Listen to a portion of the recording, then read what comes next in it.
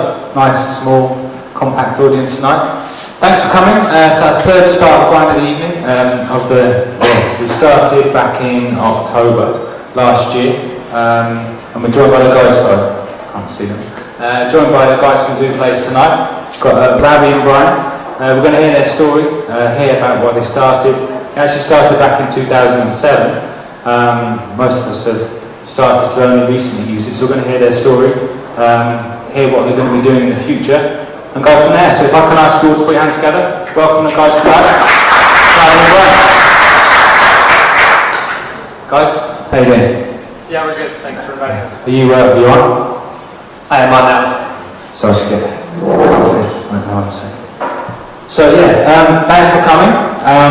We're going to be hearing a little bit about your story from, like I said before, 2007 is when you started, and you've got quite an interesting story from what I've been hearing about over the last few minutes I'm listening to you.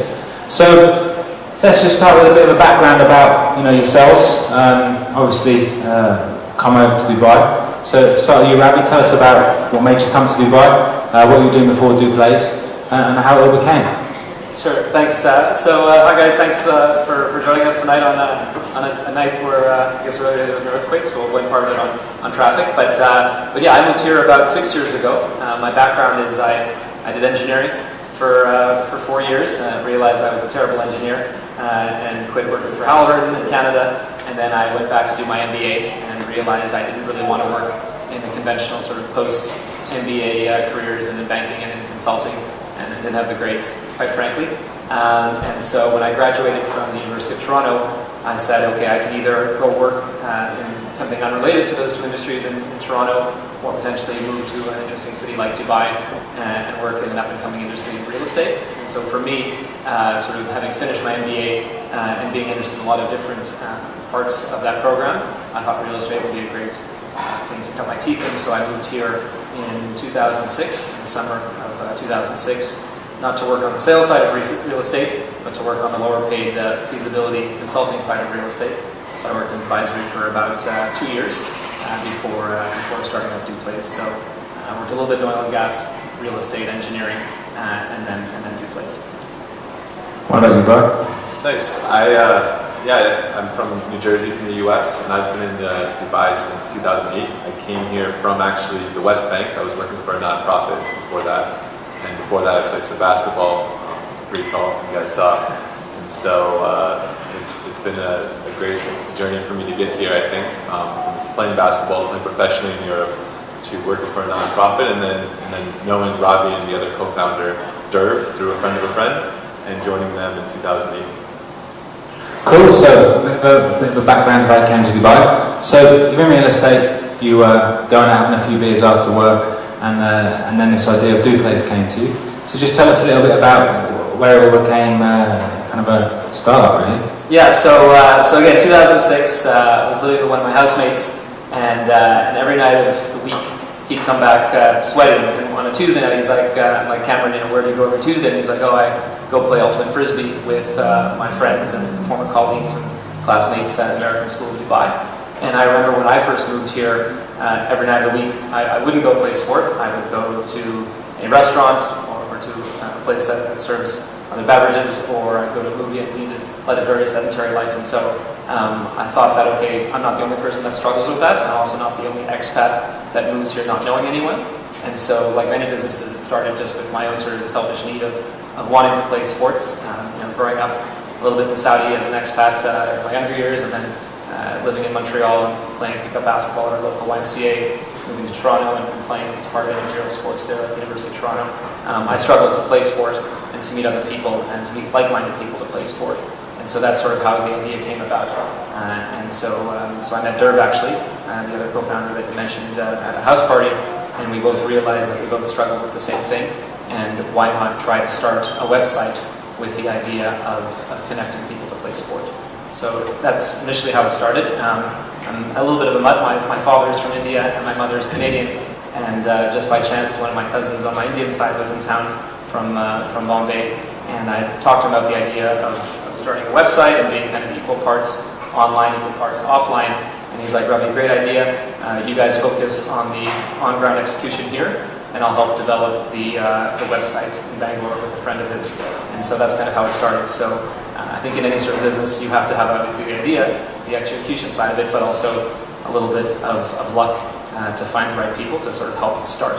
And so that's initially how it started.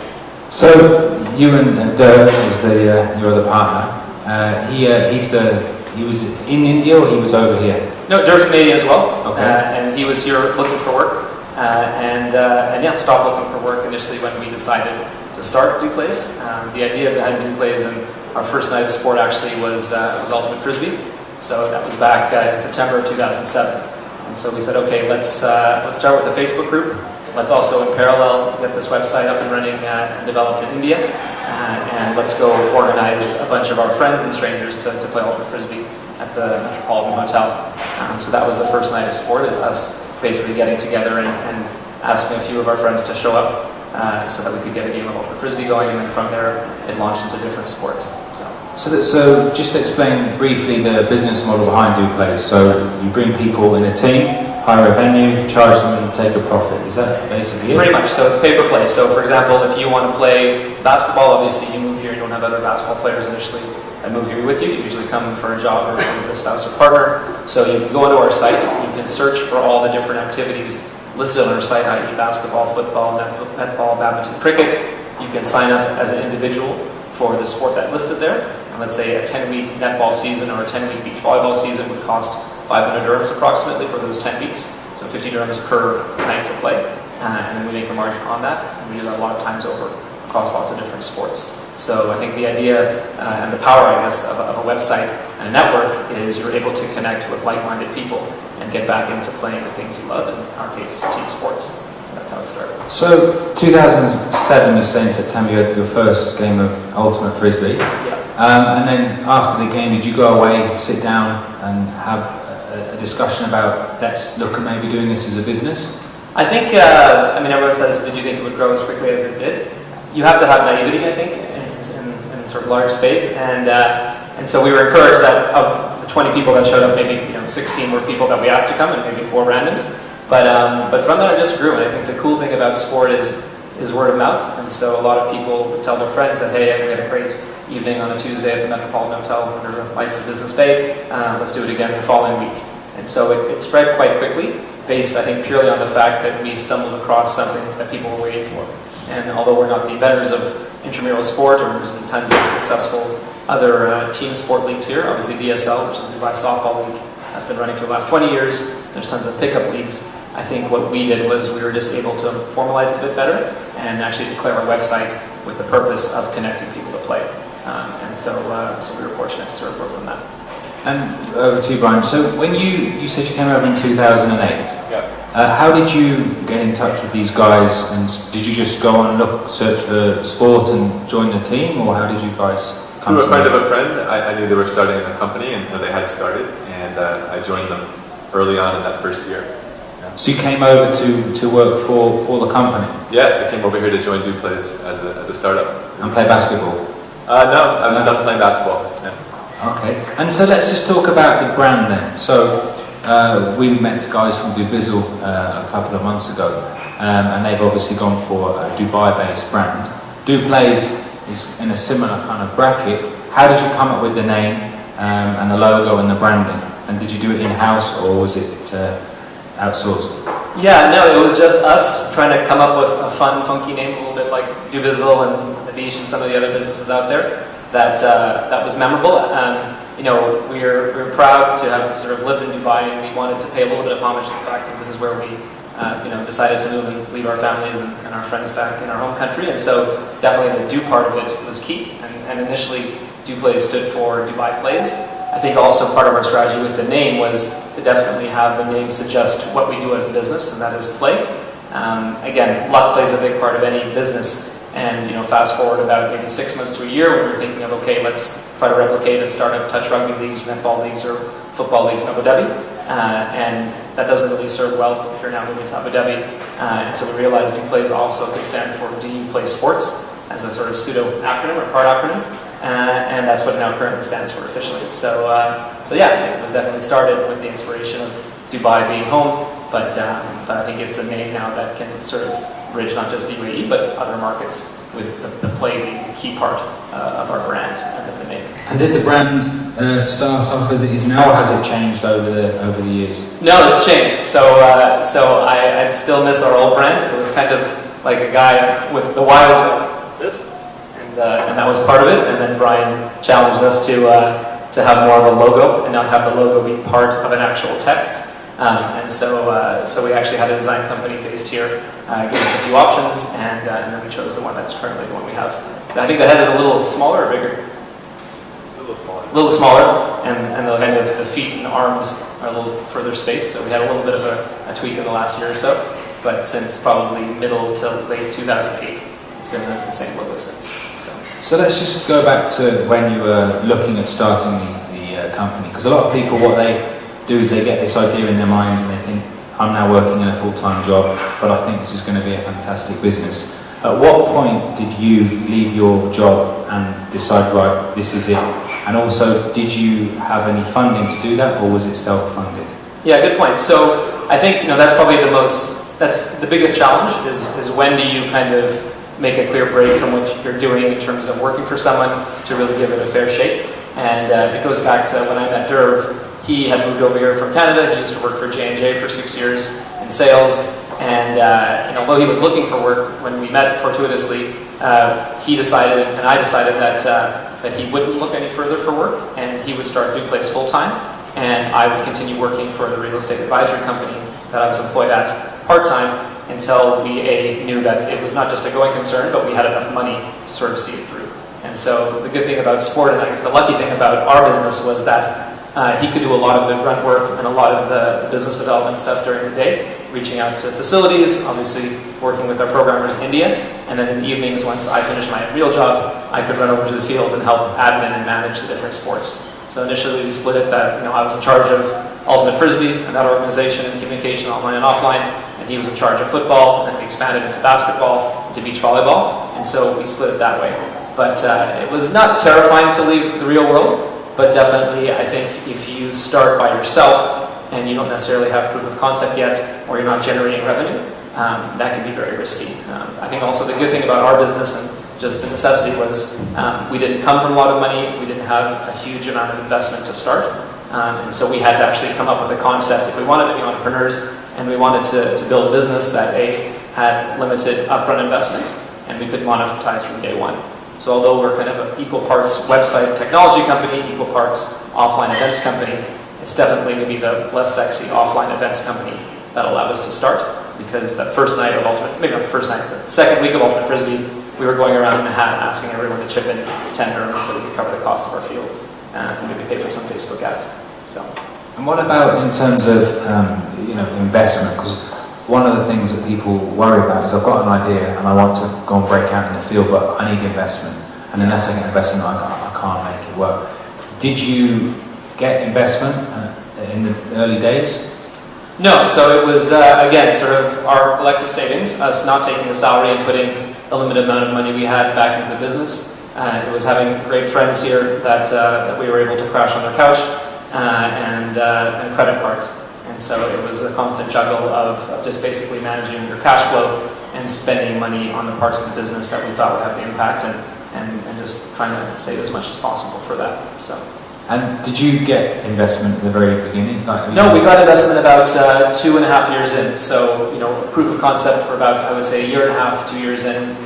Went from 500 registrations that first maybe month and a half to 1,000. That first year we maybe closed at 5,000. The next year we doubled and we had 10,000 registrations. And I think at that point we realized, okay, we have a business, we weren't profitable, but at least people were parting with their hard-earned money to come and play in one of our Duplays leagues. And so that gave us the confidence to consider getting investment. And so I think about now probably 3.5 years ago, we we looked to get investment, and both through our own networks as well as reaching out to an investor placement company called E-Investors, and pitched in front of a group of high net worth individuals and people that kind of raised their hand declaring they're interested in investing in companies here at the Capital Club at the DIFC. And the first round we tried to raise $800,000 and weren't successful, and went back and said, okay, what can we raise this first round? And so we looked to raise $300,000, and we're successful. And that was our first sort of seed stage. That allowed us to move from Caribou Coffee at Times Square Mall and to start to pay ourselves, build out our team, have a proper office, and spend on marketing as well. Web team in-house. Cool. Can I just get some water? Lath, can I just get a couple of some waters? Also as well, guys, if you've got any questions, I forgot to mention, tweet hashtag think Duplays. It'll pop up there and we can just ask the guys if anyone's got any questions as well. So, you've now got your business set up, you've got your first round of investment, what year are you now in? 2008? 2009? Yeah. Brian, you're now on board? Yep. So what did that initial investment, that 300k, allow you to do and develop with the business? Yeah, I think it went very quickly, but it allowed us to hire for key positions within Duplays to help us grow. So, I mean, the saying always is you try to hire people smarter than yourself, and we were able to hire people on the website side if we were to declare ourselves as a business that was equal parts web, equal parts offline. It allowed us to hire and pay the salary of a talented operations guy who went out there and managed sort of the day-to-day and B2C side of our business in terms of organizing leagues and events. And it allowed Brian, myself, and Derv to focus on other parts of our business and not necessarily worry about every day now, how do we make money? You know, for the first year and a half, it was really just, we're going out there, we're developing as many different revenue streams as possible on the B2C side, organizing leagues, events, and getting paid for that. So that first bit of investment allowed us to hire people around us and really start to build a business around Duplays, the platform, as opposed to Duplays, just the events company. I think one of the most important parts of that was it really freed up our time with the on-the-ground part. So we weren't there every night stressing ourselves and working too hard. And once we did have the time to step back and look at our business, we realized we're doing a good job with sports for the public, we're going to keep on offering public leagues, but we saw a huge potential for corporate sports, for sport and wellness, we call it. And now that's one of our streams of revenue that's bigger than our public leagues. So we do things for the Abu Dhabi Health Authority, for Altair Motors, for different companies in Dubai and Abu Dhabi. And we do sports programs for these companies exclusively, or for inter-company sports between different companies. And in terms of, so in 2009-8 when you joined, how many people were in the team when you got the investment? I think when we got the investment, there were 3 of us still, and then we hired, and that end of that first year there were probably 6 of us, and then by the next year there was 12, and then now 3 years later there's 20. Wow, so since the initial injection, it's kind of allowed you to grow quite quickly and use, like you said, to take a seat back, look and see what's going on, and look at the different revenue streams that you can actually bring money into the business. Yeah, I think the key of investment is it gives you time, right? And I think that's probably the challenge of any entrepreneur, anyone starting out, is whatever that runway is, how much time do you buy yourself, or where do you skimp, such that you can really give your idea time to evolve and also maybe change directions or pivot as required. So we were fortunate that we were able to raise that money and as Brian said, expand and hire people around us so that it freed up our time to think a little bit longer term. And have you got any advice for the guys, just what you would recommend for anyone looking in a similar situation you were back in 2007? Yeah, I mean, so we were, not to name drop, but we were fortunate that we had Fadi Gandour kind of have the faith in us to invest in that early stage. And most recently we raised sort of a Series A round from Beko Capital and from Wanda. But whether it's the first round or kind of this most recent round, I think you have to be patient when you look for money. And one of the things I said before, and I believe in it, is that for an investor it can be terrifying for them to invest in expats here, because if you're from Montreal or you're from Boston or you're from Europe, technically you're an investor, you're an entrepreneur that you live in the city that you probably grew up in. And so your reputational risk is quite high.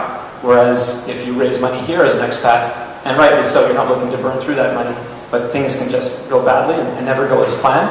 I think for investors, they have reason to be concerned because you can hop on a plane and leave, and sort of that reputational risk maybe doesn't follow you back to your home country.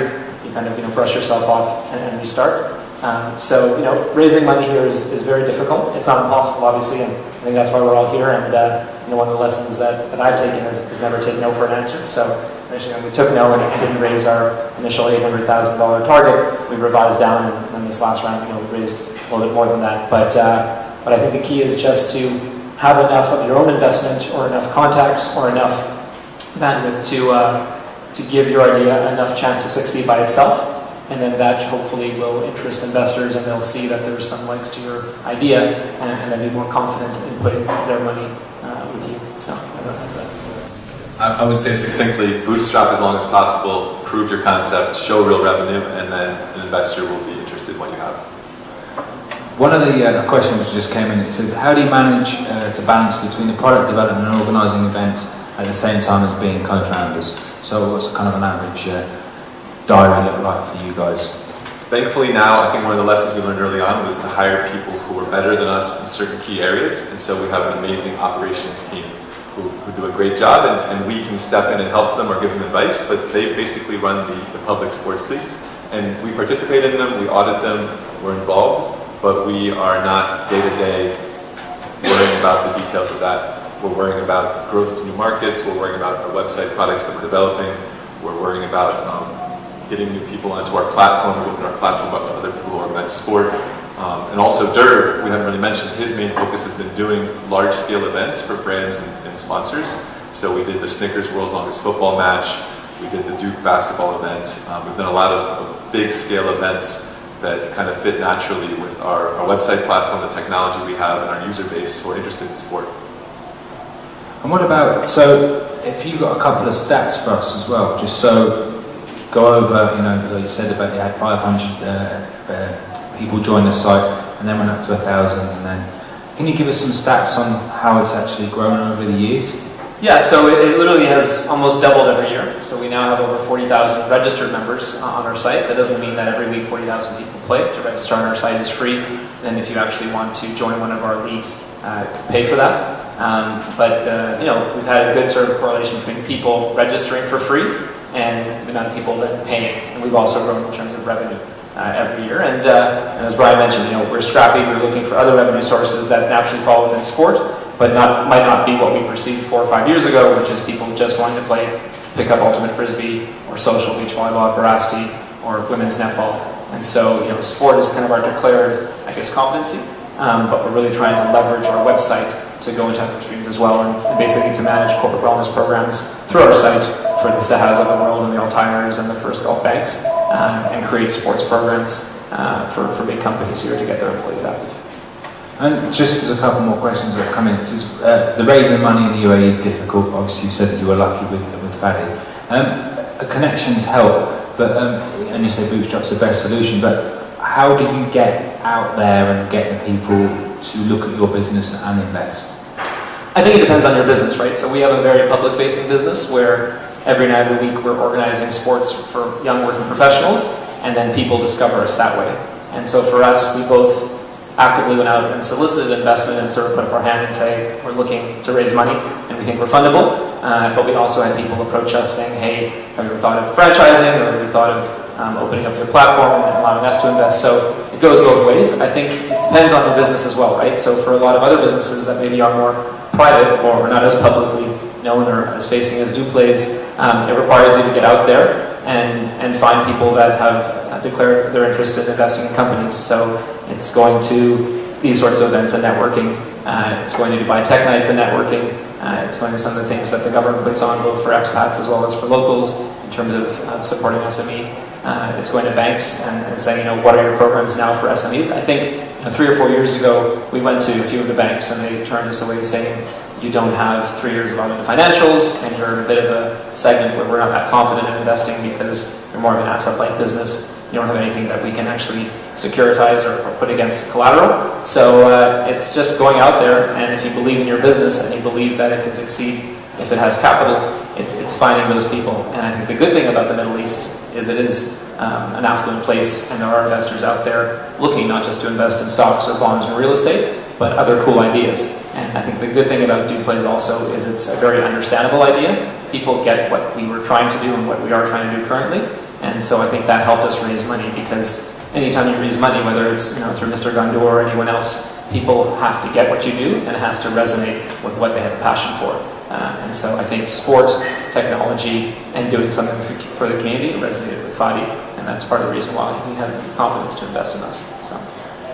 So let's just have a little bit of a chat now about the fact of where you are today. So you've been around now since 2007. Traction started only over the last couple of years, but you're now in a situation with the second round of funding, a team of about 20 people.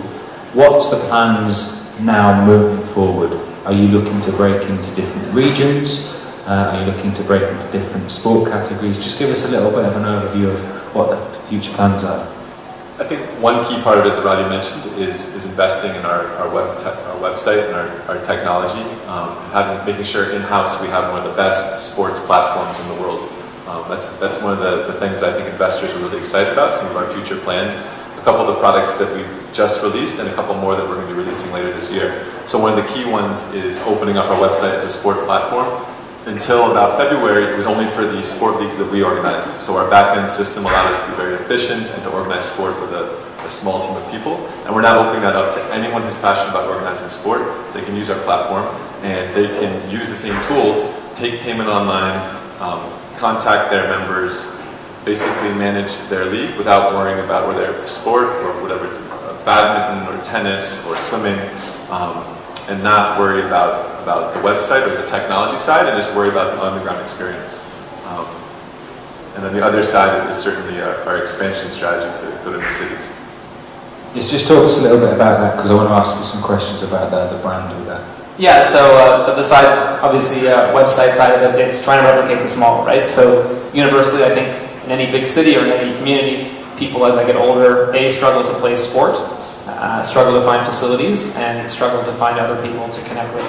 And so part of the reason we raise money is to see if we can replicate, I guess, some of the success we've had here in UAE and Abu Dhabi and Dubai into other markets. So about 6 months ago, we launched in Delhi/Gurgaon in India. This month we launched in Doha with a partner. We were supposed to launch in Riyadh last month. We'll get delayed probably till this month or early into next month. But really is to say, okay, we've built this great platform. We have an in-house competency to develop great software and great tools to facilitate others to play sport and engage in their passion. How can we take that kernel of a great business and try to replicate it lots of times over in cities that we think support it? So. And what about when you say you've opened up in the countries? Have one of you guys physically flown over there and set it up, or is it just like a kind of a replica using your platform?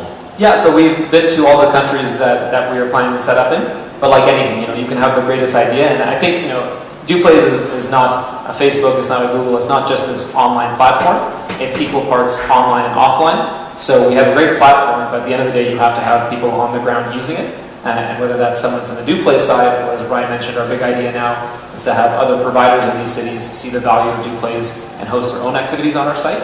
But for each of the countries and the cities we've gone into, we've gone there, we've tested the market, we've hired people for those cities, and the idea is to replicate that model, or conversely, the idea is to reach out to existing events companies or existing businesses that have a sports presence in new markets and have them use our software, more of a franchise type of model.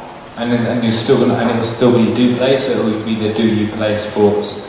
I think so. I think the further you get out from Dubai, maybe the importance of having that as a brand may diminish for some. But the idea is if you can create this network, and it's called Duplays, and we're a global society now, so people are just as likely to move to Singapore or to Hong Kong or Jakarta or back to the UK as they are to Doha or Riyadh or Kuwait City. So, Duplays, we hope, has value to it, and people will recognize that. And, the first thing you'll do when you get transferred with a company to Johannesburg is to maybe Google Duplays and see if there's a sports league in your city.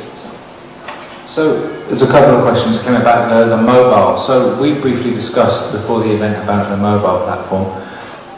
I believe it's a mobile optimized site at the moment, but what are your plans for mobile, and do you have any stats of the traffic that mobiles are generating at the moment? We just launched our mobile site, I believe, in February, and the decision-making process ahead of it, everyone as an entrepreneur, especially with some traction, has to weigh the choices between, do you want to have an app, do you want to have an app for your site, or do you want a mobile site that's platform agnostic? So for us, it was a pretty easy decision to have something that was platform agnostic, meaning anyone's phone, Windows 7, Android, iPhone, can load the site. It has the key functionality. It takes payment online. You can create an account. You can sign up. You can manage all of the activities from the back end side. And so that was our choice. And as far as stats, we're seeing we actually just looked at it recently, about 20% of all visitors to Duplays.com are doing it through our mobile site after only a month. And so Facebook made a big bet on mobile a couple of years ago, and they're counting on most people to access Facebook through mobile in the near future. I think any business has to take mobile as the first consideration or have a great mobile presence. For our first 5.5 years, we didn't have a mobile site, so we fixed that. We worked really hard. We have a beautiful design. You guys are on your phones, check it out, Duplays.com. Cool. So when you go breaking into these other areas, are you looking at doing it, because it's a central platform, so you go onto the city.duplays.com. Anyone will have mobile access across every city. So when you break into a city, it's a full package that you're offering them. Yeah, the site's going to just fully work. So the key features and the new products that we roll out, whether it's joining a sport league or a couple other things that are coming really soon, are going to work on the desktop website or on the mobile platform. And one of the key things is now you can pay online securely from the mobile phone also. Cool. Through the mobile web app. Yep. And so when you said about the corporate side of things, which is a revenue stream that is actually proving bigger than the others, are you looking at creating leagues as well for the corporate companies, or is that something that's part of the plan? So we have a couple different corporate packages. I guess the biggest one would be a 52-week year-round sport or health and wellness program for corporates. We also do 10-week leagues across 5 different sports, let's say for 500 members of one company. So 10 weeks, 5 different sports, 500 people.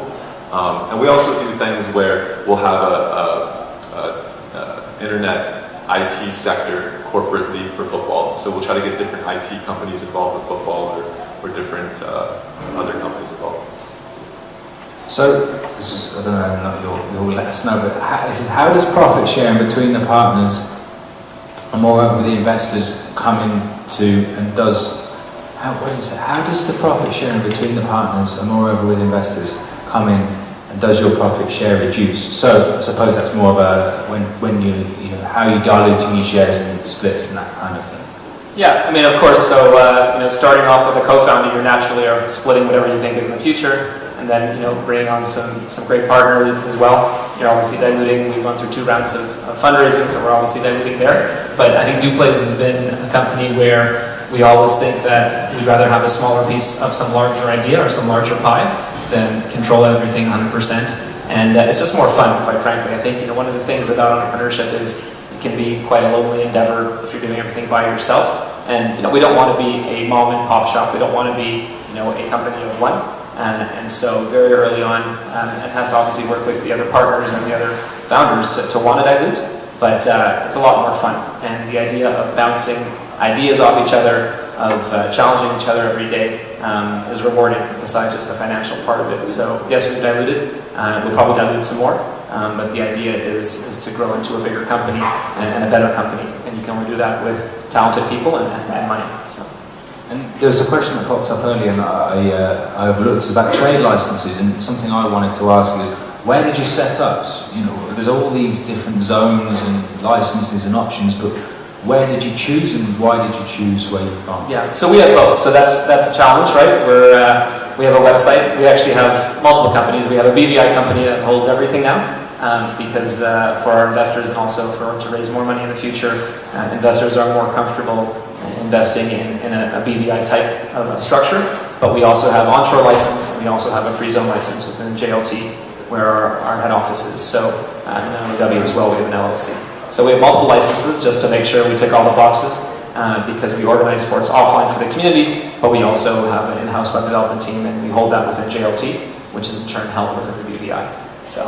But what stage did you get licensed at? Yeah, so again, first frisbee was thrown in September 2007. Officially, we didn't get a license until March 2008. And I think we still wanted to make sure the concept was right. We didn't have the funds to invest in 30 or 40,000 dirhams starting out for a license. We'd rather invest in frisbees be able to rent the facilities we were organizing sports in. And I think that's just a calculated risk that entrepreneurs take. So everyone has their own threshold for risk. I didn't feel that necessarily, the municipality would come knocking 2 weeks into an Ultimate Frisbee League and try to shut us down. At the end of the day, I think we were doing something good for the community. But once we realized we actually had a business and we were collecting some significant revenue, at least from our perspective, it was time to set aside some of that money for a license. And did you, obviously sounds quite a structure of a business you've got there.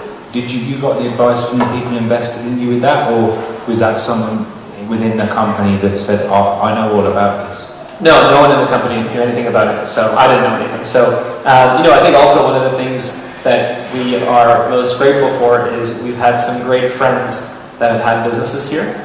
So they don't have to be necessarily family, but if you do have friends here that run businesses, reach out to them, get their experience. And so one in particular, he has a family business here, and for me personally, a bit of a mentor, and he helped advise us on how we should structure our business and some of the pitfalls of setting up here. And then obviously you get legal advice as well, both within the free zone and outside the free zone.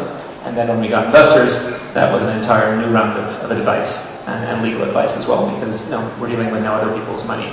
And so we need to sort of respect and make sure that we have structures that are safe for them. So. And that's what, so you mentioned BVI, British Virgin Islands company. That was something that the investors said, look, we want to invest in you, but you will need to set this up. Was it part of the package? It wasn't a prerequisite, but it just made it cleaner. And I think it made it just more safe for our investors. And I think, if you're a Middle Eastern investor or a Dubai-based investor, you know the legal frameworks here, the pitfalls. But if you're a foreign investor looking to invest in a Dubai-based entity, you may not know. And so as a way of kind of minimizing any risk or uncertainty, you try to build a company and have it held in an entity that is understandable by people just outside of the realm of Dubai, let's say. So you've now obviously talked about breaking into different parts of the world. And I read an article in BBC a couple of days ago, quite a cool article. So how did that come about, and what has that now meant for you as a business in terms of exposure, both here and globally? Yeah, it's been great. So yeah, we were fortunate to be interviewed by the BBC a couple weeks ago. It was published a couple days ago about sort of expats starting a business in the Middle East. And for us, just anything we do in terms of whether it's a satisfied customer that plays a netball league or it's something where we get exposure online, it's just the validation of our business and definitely opens up doors. So, speaking today, based on the article, we have someone from Brazil saying, hey, you think you want to start up Duplays in Sao Paulo? I'd be interested. We have someone in Beirut now who read the article and said, hey, would you be interested in starting Duplays in Beirut? So these sorts of things are great validators, but it also kind of legitimizes us outside of just Dubai. And one of the things Brian said before is, our goal, and hopefully it's not too lofty a goal, is not just to be good enough for the market we're in, but we're confident that, yes, we live in Dubai, yes, we're proud to live in Dubai, but we can develop something that is a leader and can be exported back to the West or Canada or the US or wherever.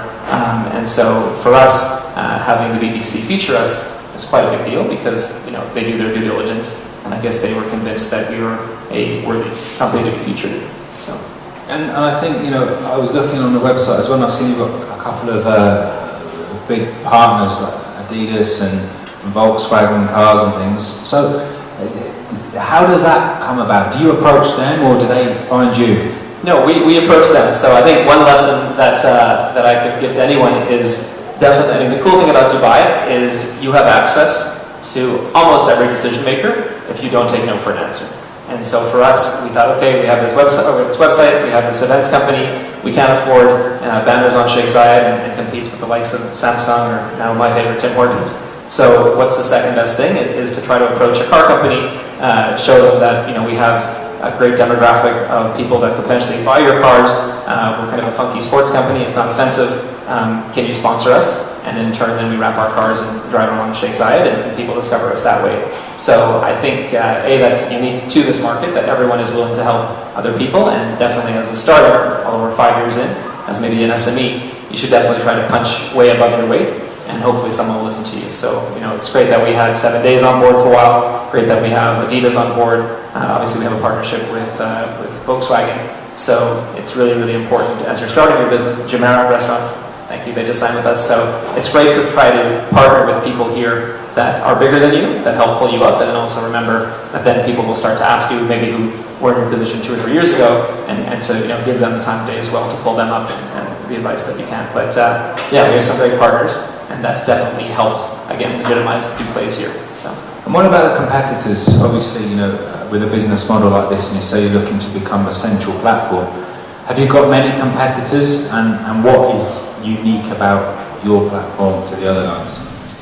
I think one of the things in our opening up the platform this year is that we're going to invite everyone else who organizes sport to use the tools that we've developed and to use the platform and to let users decide where to play, users decide where to spend their money, but we want to have as many companies organizing sport as possible. I saw one of the questions before was, do we consider MPAC basketball to be a competitor? And MPAC has been around for a few years now. They do a great job with youth basketball.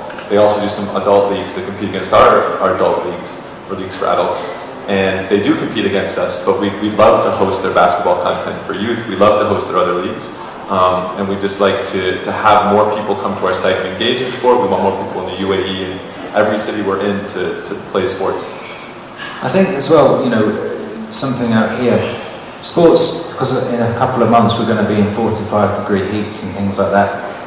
Did you see that affect the business last year and the year before, or do you not notice much of a change? Certainly in the summer every year, people tend to leave the UAE or leave Dubai, and when it's hot out, we have some die-hard players who will always play football, always play Ultimate, no matter how hot it is. But a lot of people will play some more indoor sports. So we're fortunate here to have some great indoor facilities, and we'll do indoor volleyball or indoor basketball. Cool. So I think, we've kind of understood the business as a whole now, and we're looking at where you're going to be heading. What advice have you got from someone who used to play sport, working for a sport platform? Obviously, this is quite a passionate thing, I imagine, you've got for a business that you used to play sports with, and for you, Ravi, setting up, getting out of the pub, and now you're going to be playing the sports. What advice have you got for the guys who are, like I said, looking to set up a business, and what you've learned and how they get over the hurdles that are presented to you? I think one of the most important things we learned early on was to attract and to hire people who were better than us in as many ways possible. So better than us with one particular skill set, or just smarter and more talented than we were, and that give them responsibilities and let them thrive doing something, and then we wouldn't have to worry about it. And certainly when we didn't hire people who were better than us, or didn't hire people who were the smartest, I think every company goes through this as they grow. You make mistakes and you learn. Another thing for us has just been to really focus, I think, for the partners on what we can do that no one else can kind of do. So there's an idea of a startup law of comparative advantage, in that I think I might be able to type faster than our secretary or someone, but it's not really worth my time to always be typing. It's worth my time to be focusing on our new products for the website. And so for each person to do the things that they can do best, and that no one else necessarily can do as well. What about you, Ravi? What have you got to say? Yeah, I mean, just on fall into that, I also think it's important to create an environment where people want to stick around. And so many startups here, I mean, everyone, if you're in Dubai, even if you work for someone, you're an entrepreneur because you moved here and you took a risk. And so I think one of the challenges for any business, and we probably don't hear about a lot of businesses that have this problem because they probably went under, is how do you retain talent, and how do you figure out a way such that even the employees, I guess, in your business feel like they're own entrepreneurs. And so we have Rehan in the room, who's our designer. I like to think I'm good at design, but I've been chastised and quashed, and now he trumps my ideas. I give him my input, but they usually don't stick. So, but that's okay, right? Because if you, as Brian said, if you believe in the people that you hire and the people that have a passion for your company, then you should respect their ideas, and you should let them basically take the lead on that. And I think we've done that. I have some good skill sets and bad skill sets. I try to focus on my good ones. I'm not the most organized person in the world. I have some big ideas. Brian tames those ideas and puts some structure to it. Durban, we have our own sort of differences. Again, Brian tames those differences and makes us work as a team. But it's important to have all of those dimensions that make your business. So A is retaining talent and making people within your company important and feel like they're useful. And I think the second thing also is going back to what I said before, is not taking no for an answer. So initially when we started, Derv would go to every school and try to convince the security guard to go let him see the principal, so he could convince the principal to let him rent the facility. And if he took no for an answer and couldn't get past the security guard, we wouldn't have Duplays today. So if you believe in something, don't take no for an answer. I think we all know that living in the Middle East as well, that there are challenges here that maybe are unique to the Middle East. So you have to be resilient to those. And I think the second thing also is, if you believe in your idea, then do it, right? You can diminish any idea. I mean, I'm an engineer, I tick that box. I did an MBA, I tick that box. I come from half an Indian background. My father has these expectations for me. Overall expectation is for me to be happy and successful, but the vocational expectation of that is for me to be an engineer. And so going from being an engineer to organizing people to play pickup ultimate frisbee might seem not as sophisticated or not as honorable, but if you believe in it, do it. And not to use the Facebook example, but the inspiration of Facebook was something quite basic comparing two people who is hot or not. And so even with Duplays, that simple idea of throwing a frisbee has turned into a company that employs 20 people, that has a web development function that I think is world class, that has 3 or 4 now lucrative business streams, that is now being taken to other markets, not just in the Middle East, but into India and hopefully into Sao Paulo. And so the key is, if you believe in what you think is important here and you perceive a market opportunity, pursue it. And just make sure you surround yourself with great people to help you see that through. And just with regards to setting up a business, in terms of looking for the place to do it, you've gone with JLT. Do you do any research? Does it matter? Because something people always look at is JLT, TCOM, Russell Kamer. Yeah. Is that important? Yeah, no, I mean, definitely sort of shout out to JLT. It's been a great free zone to set up in. It's a fraction of the cost of, let's say, Dubai Media City or Internet City, and for us it worked well. We didn't look at RAC and we didn't look at TCOM per se, but for us, it's been a great free zone for us. It's also located in an area that is quite reasonable in terms of also residential rent, and also, besides just Dubai, we're also focused on Abu Dhabi, so it's nice kind of being on the west side of the city, because we do go to Abu Dhabi a lot to build our business there. So. Cool. And just to suppose, just for me to get an idea about the office before we wrap up, is you say you need to retain the talent. So what cool things do you do? And obviously you offer the platform for sports. Do you have any kind of secrets that, maybe don't give it to everyone, but secrets about keeping the talent? Do you have like a basketball hoop in your office or something like that? I do have that. Much like you. Yeah. We do have a basketball hoop. I think one of the things we try to set our core values and hire and fire based upon them early on. And our core values are to have fun and to do something positive for the society, for the community, and really to have people live those every single day, and to kind of ask everyone to play in a sport league and to take risks. And so every day we try to live those values, and also we certainly encourage everyone to branch out and do new things. So it's hard to be too specific about it. We're always having weird challenges. We had a juggling competition and a push-up competition and a different ring every single day. We did a different competition for all our staff, and people loved that. We had a climbing the stairs competition. Just something fun in the office where we can compete against each other. I think everyone in a sports company, we're all pretty competitive. So. Cool. So yeah, I mean, to be honest, I've pretty much finished my questions. I don't know if anyone else has got any questions from the audience that they want to ask. There's been a couple come in. Yeah, you got a question? So now that we've opened up our platform, we do not have any table tennis yet. I say yet because hopefully we do soon. And as far as squash, we had a tournament last year. If you're interested in squash, you can certainly register on the website, tell us you like squash, and as soon as we do have another squash activity, you'll be notified. Right now, I don't believe there is squash. But hopefully later this summer, we'll have more products for people who do individual sports. Cool. Anybody else? Any questions? This way? Can you name 3 things to 3 criteria to take into consideration when you find your partner or co-founder? Like what top 3 you need to consider? I'd be interested to hear your question. So want to go first? Yeah, don't fall out, guys. So what's just to recap, what's the most 3 things you look for in a co-founder?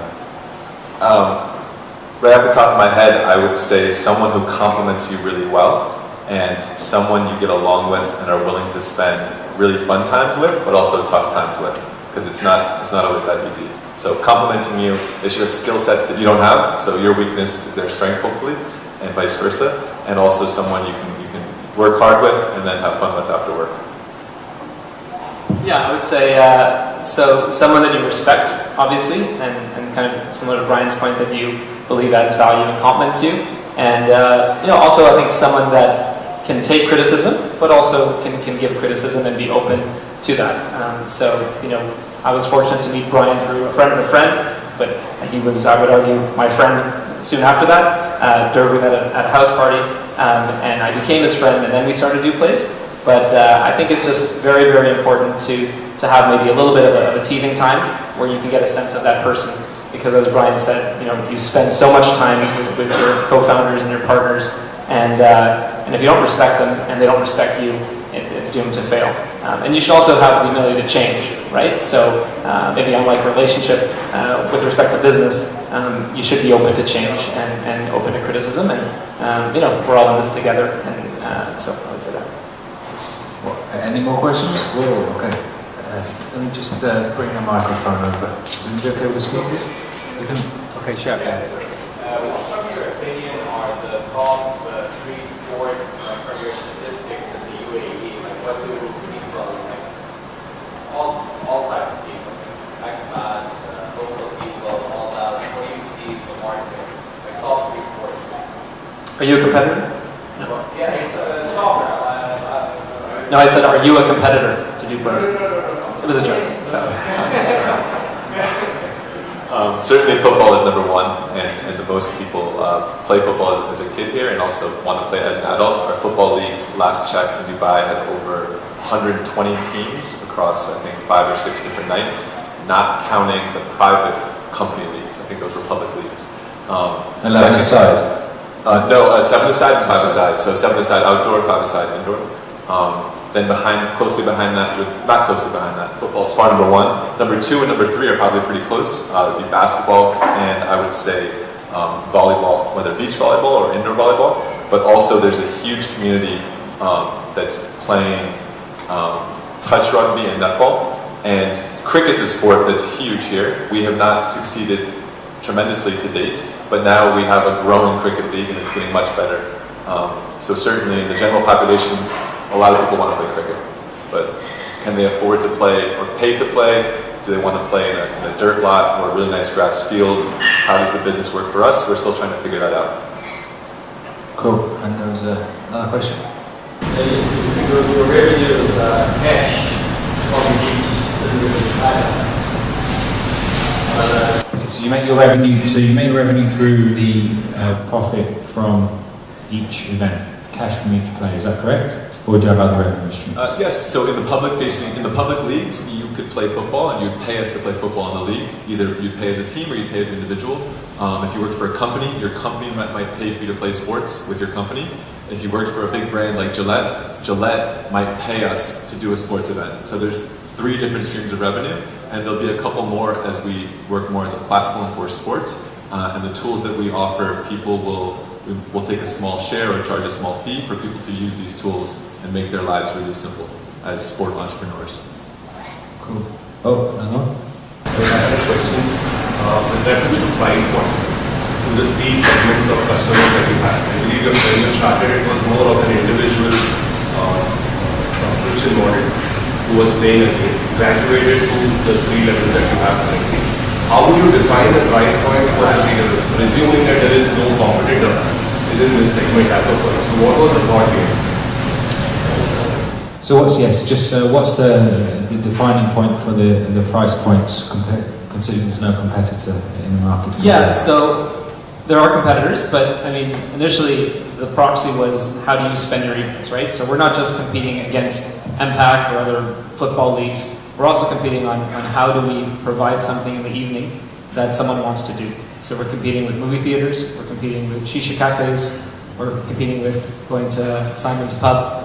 So I think that was kind of our benchmark is what do you do in the evenings and what are you willing to pay for an hour of activity. And so anywhere from let's say low 30 dirhams to maybe high 55 or 60 depending on the facility cost. Obviously we absorb part of that and part of that we pass on. But yeah, we use those other things as a proxy of what we think people want to pay. and then the proof is, do they actually sign up and pay that or not? So. Cool. So one down here. Do you have any control of what's happening on the ground? So as a member, I registered, I paid, and I turned up at the facility. Or it's up to the facility to run the actual, game or whatever is there? No, so we take care of everything. So we have Duplays admins on the ground there. We obviously rent external or private facilities from them directly. But besides making sure that the field is lit and the goalposts are correctly placed, it's up to Duplays as the sports service provider to make sure the customer, come to the field, know who the admin is, know who your teammates are. The great thing about Duplays is we're not just this offline site, we're also an online site. And so online you can check your schedules, you can see your rosters, you can see every week who you're playing against, and interact with us that way as well. So for us, we're selling you the experience, and ideally you believe that the value you're getting in terms of what Duplays is facilitating is worth the 50 dirhams, let's say, per night to play in a sport league. Well, I was asking because I have registered my daughter with a similar company called Active Sports Academy, if you've heard of them. Yeah. But they took care of the registration part, but when we turned up at the actual facility, that's where it stopped and we were not impressed with what was happening later. So that's why I was... Duplays.com, that's a website here. We're not doing youth sports right now, so we're focusing on 18 and over, but certainly the key thing for us in the activities that we organize ourselves is that you can come and you're going to pay 30, 40, 50 dirhams, and it's going to be very well organized on the ground. And you're going to come and play for an hour, and you're coming to something organized. You'll start on time, it'll end on time, you go home, you sweat, you have a great time. I think the cool thing about what we're building is that you're naturally going to be good at organizing the sports that you have a competency for or a passion for. But we don't have a competency right now for yoga or for maybe table tennis or for squash. And so although we might do squash in house because we have a guy that works for Duplays that loves squash, the idea behind now is to use our site to have people that have a passion for their sport, or as Brian mentioned before, this term kind of sport entrepreneur. So if you're a doctor by day but you want to teach yoga by night, you can list your yoga class on our site. We focus on the online part, on the marketing part, on the payment part, on the discovery part, right? We have over 40,000 members, of which, quite a few probably are looking to play yoga, but it's up to you as the provider to make sure that experience is good offline, and then we'll come up with a feedback mechanism such that we're not posting things on our site where the user has a bad experience. So maybe almost like the consumer reports of third-party sports in some sense. Cool. You have a question? Yeah. Kind of going off that question, do you see an opportunity to actually open a sports facility? An actual, you be the facilitator of the activity itself. It's not a large scale, but those smaller sports. Are you an investor? Cool. Yeah, I mean, it's a passion, right? So again, we started with renting existing facilities because we couldn't build our own facility, and also part of the model of Duplays is people don't want to drive an hour to play for an hour. They want to drive half an hour to play for an hour, traffic permitting. But that being said, we have great insight now into what people want to play and a great database of customers or potential members. So yeah, it's a huge interest for us, not to terrify our investors, but if we do that, that will be a separate fundraise and a separate company. So you can think of maybe Duplays evolving into Duplays, the platform and the operator, and then Duplays, maybe the development arm, almost like you have the hotel and a hotel operator coming in. But I think, personally, huge potential for the UAE, and there's not enough private sport facilities here.